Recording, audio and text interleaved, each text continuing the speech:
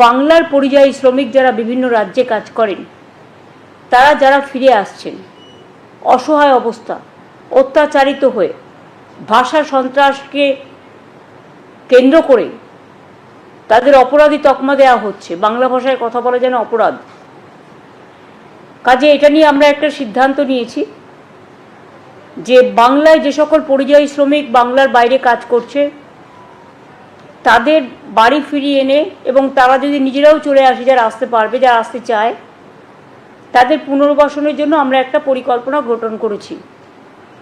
এই পরিকল্পনাটার আমরা নাম দিয়েছি শ্রমশ্রী, নতুন পরিকল্পনা। এর আগেও কোভিডের সময় আপনারা জানেন বিভিন্ন পরিকল্পনার মাধ্যমে তাদের আমরা নিয়ে এসেছিলাম, সাহায্য করেছিলাম। সেগুলো যেমন প্রচেষ্টা, পরিযায়ী সহায়তা, সমর্থন, স্নেহের পরশ, নানান প্রকল্প আমরা চালু করেছিলাম। কিচ্ছু হয়নি, ধাপ্পাবাজি আর মিথ্যাবাজি। 21-এ ভোটের আগে বলেছিল ডবল ডবল চাকরি হবে, এখন ডবল ডবল চাকরি যাচ্ছে। 26,000 গেছে, 32,000 যাওয়ার পথে। আবার 6 মাস পরে নির্বাচন, তাই তাজপুর বলছে দেউচা পাঁচামিতে বলে এসেছিল 1 লক্ষ লোক চাকরি পাবে, একটা লোক চাকরি পেয়েছে দেখিয়ে দিক, 1 ঝুড়ি কয়লা তুলেছে দেখিয়ে দিক। এখানে কুলপিতে বন্দর করবে বলেছিল, কতবার বলেছে, বন্দরের ভয়ের দেখা নাই। এইসব ঢপবাজি মারতে মারতে উনি টুপি পরাতে পরাতে চলছেন। কেউ নিবে না। পরিযায়ী শ্রমিকরা ডেলি 5,000 টাকা রোজগার করে। মমতা ব্যানার্জি জানে না 349 টাকা লাগে মোবাইলে রিচার্জ করতে। ডেলি যদি মোবাইল ঘাঁটেন 2বার রিচার্জ করতে হয়, 700 টাকা লাগে। 1 কুইন্টাল মোটা চালের কেজি হচ্ছে 3,500 টাকা, 3200 থেকে 3,500 টাকা। 15 টাকা প্রায়, কখনো 14-15 আলুর কেজি। 5,000 টাকায় কিছু হয় না। 5,000 টাকা ডেলি রোজগার যারা করেন তারা 5,000 টাকার লোভে, তাও তো আপনি 6 মাসের জন্য দেবেন, ভোটের পরে বন্ধ হবে। এ টুপিতে কেউ পরে। নমস্কার। শেষ পর্যন্ত আমাদের মাননীয় শ্রমশ্রী প্রকল্প চালু করলেন শ্রমজীবী মানুষের স্বার্থে, অবশ্যই পর্যায়ী শ্রমিকের স্বার্থে। এখন প্রশ্ন উঠতেই পারে যে এতদিন উনি কেন এই প্রকল্প চালু করলেন, বা হঠাৎ এই প্রকল্প চালুর পেছনে কি লজিক আছে, কি কারণ আছে। ওনার যারা বিরোধী আছেন তারা অবশ্যই বলবেন যে সামনে ইলেকশন আছে, ভোট আছে 8 মাস পরে, আর এই 8 মাসের ভোটকে মাথায় রেখেই উনি এই প্রকল্প চালু করেছেন। যেসব পরিযায়ী শ্রমিকরা বাইরের রাজ্যে আছেন, ভিন্ন প্রদেশে আছেন, তাদেরকে আসা মাত্রই 5,000 টাকা দেওয়া হবে খরচা বাদে, যাতায়াতের খরচা বাদে, এবং প্রত্যেক মাসে 5,000 টাকা করে এক্সট্রা দেওয়া হবে। মানে 12 মাস দেওয়া হবে। এই প্রকল্পের আয়ু মাত্র 12 মাস। আজ পর্যন্ত কোনো প্রকল্প 12 মাসের জন্য হয়েছে কিনা আমার জানা নেই, যদি তাকে আপনারা কমেন্ট বক্সে লিখে জানাবেন। এখন হচ্ছে যে দিদির এই দয়া ধর্মের দান ধ্যানের উদ্দেশ্য কি, এর পেছনে সত্যতা কি, এর পেছনে লজিক কি, সবটাই দান খয়রাতি নাকি সবটাই ভূতের রাজনীতি? আসলে এর পেছনেও একটা উদ্দেশ্য আছে। সোর্সের মধ্যে ভূত আছে, কিন্তু সে ভূত সহজে ধরা যাবে না, তার জন্য ওঝা লাগবে। আর রাজনৈতিক বিশ্লেষকরা এই ওঝার কাজটা সঠিকভাবে করবে। আমাদের কাছে যেটা ডেটা আছে, দিদি যেটা বললেন যে মাত্র 22 লক্ষ পরিযায়ী শ্রমিক যারা বাইরের রাজ্যে আছেন বা ভিন্ন প্রদেশে আছেন, তাদেরকে দেশে ফেরার আহ্বান উনি জানিয়েছেন। কিন্তু ডেটা অন্য কথা বলছে। প্রায় 1.5 কোটি পরিযায়ী শ্রমিক এই সময়, তার বেশিই হবে, কম হবে না, ভারতের বিভিন্ন রাজ্যে অঙ্গরাজ্যে ছড়িয়ে ছিটিয়ে আছেন।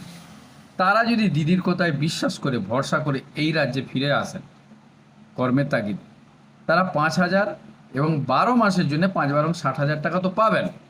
কিন্তু তারপরে কি হবে? মানে দিদি একটা ছক কষে নিয়েছেন যে 8-9 মাস পরে ভোট আছে, ভোট ফুরালো, ভোট শেষ, গল্প শেষ। এখন পর্যায়ী শ্রমিক, ওনার উপরে কি বিশ্বাস করবেন? এখন পর্যায়ী শ্রমিকরা যেসব রাজ্যে আছেন, যারা কর্মের শিডিউল বানিয়ে নিয়েছেন, যেসব দোকানদার, মালিক বা যেখানে যে যেমন পেরেছেন তেমনভাবে তারা সেট আপ করে আছেন, কিন্তু যদি এখানে আসে 12 মাস পরে, তখন ওই কুলো যাবে আর এই কুলো যাবে, কারণ 12 মাস পরে তো উনি গ্যারেন্টি দিচ্ছেন না। তাহলে কেবলমাত্র 12 মাসের জন্য এই পশ্চিমবঙ্গে এসে এই 5,000 টাকার সুবিধা নেওয়াটা কি বুদ্ধিমানের হবে? নাকি দিদির মাথায় আইপ্যাকের সংস্থায় এই ক্যাপচার করে দিয়েছে যে মাত্র 500 বা 1000 টাকার বিনিময়ে যদি আপনি এত ভোট পেতে পারেন লক্ষ্মী ভাণ্ডারের মাধ্যমে, তাহলে আপনি তো 10 গুণা টাকা দিচ্ছেন, 5,000 টাকা দিচ্ছেন, তাহলে নিশ্চয়ই আপনার ভোট ব্যাংক বাড়বে আর এইবারের পারাপার আপনি নিশ্চয়ই হবেন। কিন্তু এখন এটাও বিরোধীরা বারবার প্রশ্ন তুলছে বা আলোচক সমালোচকরা এই প্রশ্নতে বারবার মমতা ব্যানার্জির দিকে আঙুল তুলছেন যে কেবলমাত্র এই 12 মাস বা 1 বছরের জন্য কেন? এর পেছনে দুটো কারণ থাকতে পারে। এত দিদিকে নিজের উপরে আর ভরসা নেই, দিদি হয়তো বুঝে গিয়েছেন যে জনগণ আর তাকে তেমনভাবে পছন্দ করছেন না, তাই 12 মাস পর যদি উনি ফিরে না আসেন, ক্ষমতায় আর না আসেন, তাহলে কি হবে? তাহলে প্রতিশ্রুতি কেন দেব? আর যদি আসেন তাহলে তখন আবার অন্য গল্প শোনানো হবে, অন্য কিছু কারণ দেখানো হবে। বিশেষত এই সময় দিদি এই প্রকল্পের খরচা সহজেই বহন করতে পারবেন। মানে অন্য সময় উনি ঋণ করুক, লোন করুক এবং রাজ্যের ঋণ দিনের দিন বেড়ে যাক, কিন্তু এই ব্যাপারে ওনার ক্যালকুলেশন বা আইপ্যাক ওনাকে যেটা ক্যালকুলেশন করে দিয়েছে সেটা কিন্তু খুব একটা ভুল করে দেয়নি। কারণ এর টুপি ওর ঘাড়ে, ওর টুপি এর ঘাড়ে, এই নিয়েই তো এই রাজনীতিটা চলছে। পশ্চিমবঙ্গের ফাইন্যান্স কন্ডিশন এইরকমই চলছে, মানে কখনো এই প্রকল্পের টাকা থেকে ওই প্রকল্পে, ওই প্রকল্পের টাকা নিয়ে এই প্রকল্পে, এরকম করেই রফু চক্কর চলছে। বিশেষ করে এই সময় দিদিকে 26,000 যে চাকরি বাতিল হয়ে গেছে, সেই সব শিক্ষকদের স্যালারি দিতে হচ্ছে না, মাইনে দিতে হচ্ছে না, সেই পয়সাটা আপাতত স্টোর হয়ে আছে। যে 25% ডিএ দেওয়ার কথা ছিল, 2 নম্বর পয়েন্টে বলছি, সেই 25% ডিএ এখন আদালতে তারিখ পে তারিখ, তারিখ পে তারিখ এই সিস্টেমের মধ্যে ফেঁসে আছে, তাহলে সেই পয়সাটাও এখন দিতে হচ্ছে না। এই মতো অবস্থায় 5,000 টাকা দেওয়াটা দিদির কাছে কোনো অস্বাভাবিক ব্যাপার না, মানে এক ঢিলে উনি 2 পাখি মারতে চাইছেন। কিন্তু রাজনীতিক বিশ্লেষকরা বা রাজনীতির আঙিনায় এখন দিদির দিকে আর একটা প্রশ্নবাণ অনেকেই তুলছেন। নবান্ন সূত্রে বলা হচ্ছে যে এই প্রকল্পের নাম সমশ্রী প্রকল্প রাখা হলেও এটা অ্যাকচুয়ালি ভোটের তাগিদে বা ভোট ব্যাংক পলিসিকে মাথায় রেখেই এই পরিকল্পনার বা এই প্রকল্পের পরিকল্পনা করা হয়েছে। এখন 7-8 মাস যেহেতু এই ভোট বাকি আছে, বিধানসভা ভোট 2026-এর, তখন পর্যন্ত দিদি এনাদেরকে আপন করে রাখবেন, নিজের ভাইয়ের মতো রাখবেন। তারপর ভোট শেষ মানে গল্প শেষ।